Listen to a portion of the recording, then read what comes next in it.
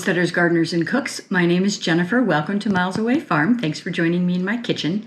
Today we are making hamburger buns, and I wanted to let you know a secret, which is you can take pretty much any bread recipe that you have that you like and turn it into buns just by breaking up the bread into smaller pieces, rolling it into a bun size, and then cooking it for less time. So this recipe is actually from Serious Eats. It's a Kenji Lopez-Alt recipe, and it's an enriched bread. It was a specific hamburger bun recipe that he made where he was trying to copycat this restaurant that had great burgers and buns that he really liked, and that's where I took my inspiration. But I have been making hamburger buns for years out of all kinds of different bread recipes, and so don't feel like this is the end-all be-all. Hamburger buns are very personal. Some people like them super, super soft and basically kind of like Wonder Bread. I am not a huge fan of super, super soft buns. I want something that's going to hold up to the toppings and not just completely sog out by about halfway through that burger. And so I like something that's got a little bit more texture to it. I generally prefer, if I'm ordering in a restaurant, I always get excited if they have like a ciabatta bun because that's a little firmer. But it's really just a personal choice, what you like and what you don't like. Making your own is a wonderful way of freeing up what you're stuck with in the grocery store. Most hamburger buns from a grocery store are going to be white flour, a lot of enriching, a lot of corn syrup, and random preservatives that are put in there to help the bread be shelf stable. And you can avoid all of that by making your own. And it really doesn't take that much time if you have a stand mixer.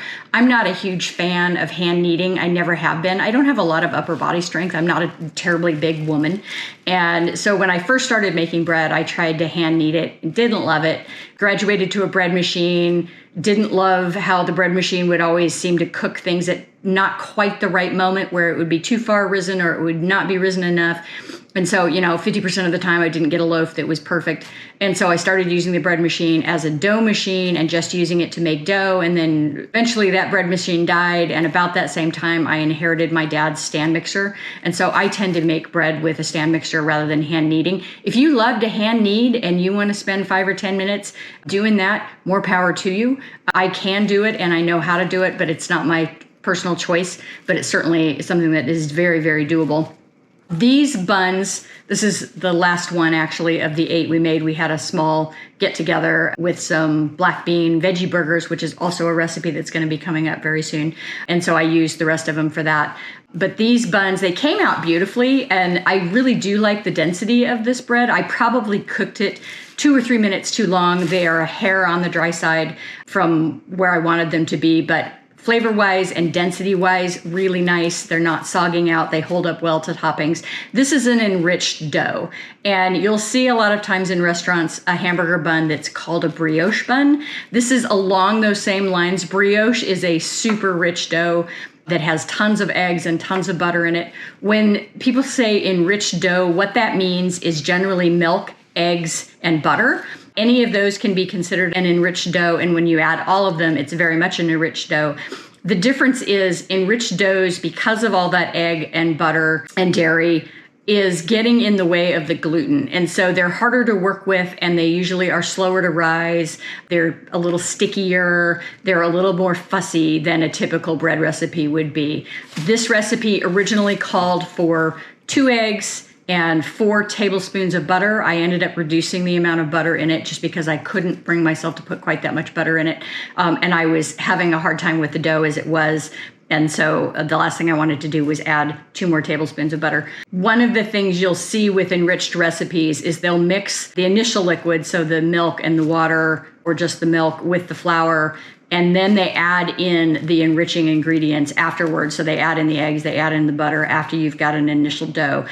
That seemed incredibly fiddly to me, and it's super time consuming because it's very hard to incorporate eggs and butter into a dough that's already formed. It takes forever to knead it in. And I was wondering, why are we doing it this way? Why don't we just mix everything together and then add the liquid? And the reason is because those enriching ingredients reduce the amount of gluten. And so the idea is you mix the liquid So the milk and the water first with the dough, that forms a lot of the gluten, and then you add the other stuff in once that gluten is already formed. So that makes sense. But I would actually really like to try this recipe where I just mixed eggs, butter, milk, water all together and then added it all at once instead of the fussy adding it a little bit at a time, a little bit at a time. I'm guessing I would not get quite as nice of a perfect bun, but it would be a whole lot less fiddly.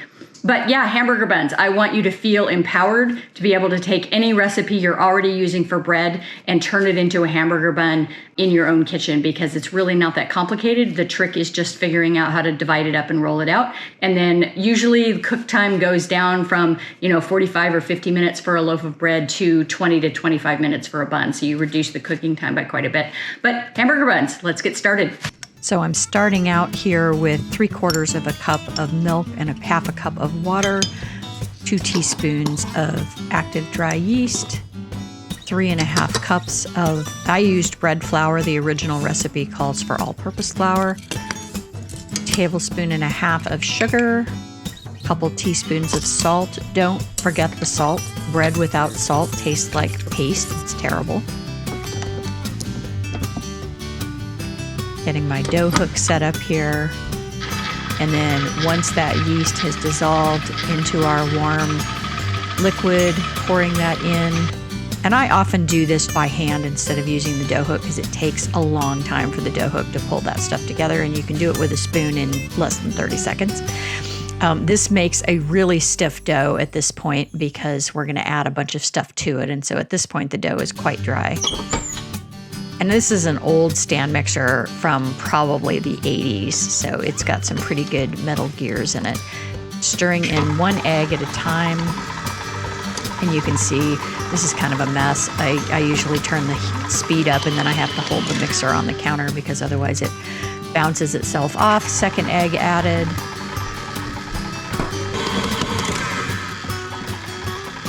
And then we're adding a tablespoon of melted butter.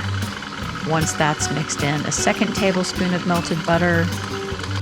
And at this point, this dough is quite sticky. It should be pulling away from the side at a low speed, and it's not. And so I'm adding a tablespoon of flour at a time here until I get the consistency that I'm looking for. I probably ended up adding 3 to 4 additional tablespoons of flour, which is about a 1/4 cup, in order to get this dough where it felt like it was in the right place. At this point, pushing it down off the dough hook because I felt like it wasn't moving around. It was just spinning on that dough hook. And now I'm actually doing the long knee. This is on low speed for about 5 minutes. Scraping our bowl down. I love these dough scrapers. They're a little bit flexible, and so they're really nice for getting into this. It's very sticky even at this point. And I'm just trying to group it together and make sure that it's turned over well.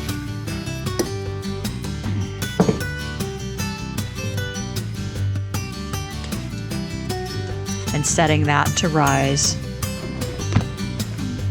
And I let it rise probably for an hour to an hour and a half until it was well doubled in size. My house is pretty warm this time of year because it's summer, so house temperatures are around 75. Scraping that down, making sure the table is very well floured because, again, this dough is still pretty sticky. You can see how hard it is to get out of that. And then just adding additional flour so that I can actually work with it.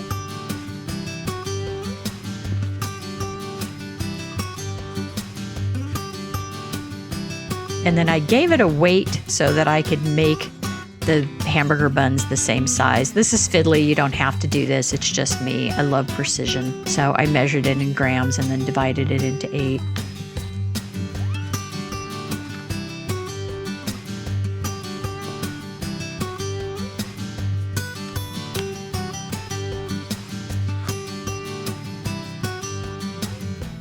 And I won't make you guys sit through me fussing around trying to get these exact because that's painful. At least not very much. And the real trick to this is in forming. And what I'm doing here is pulling this dough out and around with the palm of my hand. Think of it as a tight drum. So you're trying to stretch that surface on the top so that it is pulled taut. And that is really the key to forming any kind of a bun. And I'm having to add a little bit of flour here and there just so it's not too sticky, but it's actually pretty nice to work with. It's actually a lovely dough at this point. But you can see pulling and then pinching the bottom and making sure they're well floured so they don't stick. And here we have 8 hamburger buns. And I thought I had video of this after it was risen. And I've been having problems with my camera where it turns on and then immediately turns off. And I think that's what happened and I missed it. But putting these on 2 separate cookie sheets so they've got lots of room to expand. This is a box of parchment paper that is cut to size for these sheet pans. I absolutely love it. If you can afford it, I highly recommend having that. I'm literally working on a box that I've had for 10 years. Covering with plastic wrap. If I had extra sheet pans, I probably would have just covered this with an additional sheet pan because I hate using plastic wrap. It's so fiddly. And then I realized, oh wait, I should probably oil those down because otherwise that plastic wrap is going to stick when they rise up. So got everything sprayed. Once these are risen, the recipe calls for an egg wash. I'm not a big fan of egg wash. I hate getting something else dirty, and so I often don't do it. You can do that if you want a nice shiny top.